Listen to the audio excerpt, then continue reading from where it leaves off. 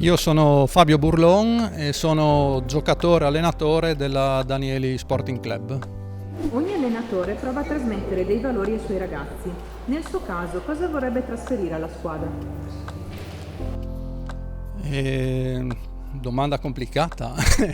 Niente, noi cerchiamo di divertirci prima di tutto. Chiaramente se vinciamo ci divertiamo di più, però sempre nello spirito dell'amatorialità. Se qualcuno le chiedesse dei consigli sui suoi giocatori più tecnici, come li descriverebbe? Allora, quest'anno abbiamo un gruppo numeroso con giocatori molto tecnici e anche bravi, insomma. È parecchi anni che giochiamo a calcio a 5 e questo vuol dire tanto sia dal punto di vista dell'organizzazione in campo sia a livello tecnico e anche con gli allenamenti che facciamo e proviamo parecchie cosette che quest'anno ci stanno dando buonissimi risultati. Ci sono degli errori della sua squadra che vorrebbe correggere?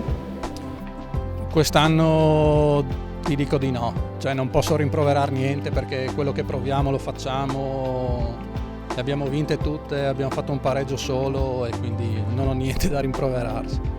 Fare l'allenatore in un campionato amatoriale regala quindi qualche bella soddisfazione? Sì, sicuramente. Non è diverso da altri campionati. Vincere un campionato è bello negli amatori, nei professionisti, da qualsiasi parte, credo.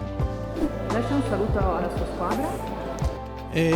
Sì, ci vediamo sempre, sia a lavoro sia negli allenamenti, perché sì, facendo parte del gruppo sportivo della Danieli, quasi tutti sono dipendenti della Danieli, a parte 2 o 3 ragazzi esterni. E niente, volevo ringraziarli perché per la disponibilità che hanno dato durante tutto l'anno, non solo alle partite, agli allenamenti, il gruppo è numeroso, chi è rimasto fuori o ha giocato poco è sempre venuto, non si è mai lamentato e quindi li ringrazio.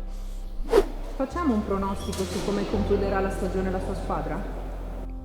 Allora, sono scaramantico, però ormai è quasi fatta, ci manca una vittoria per essere matematicamente campioni, quindi possiamo dirlo, dai.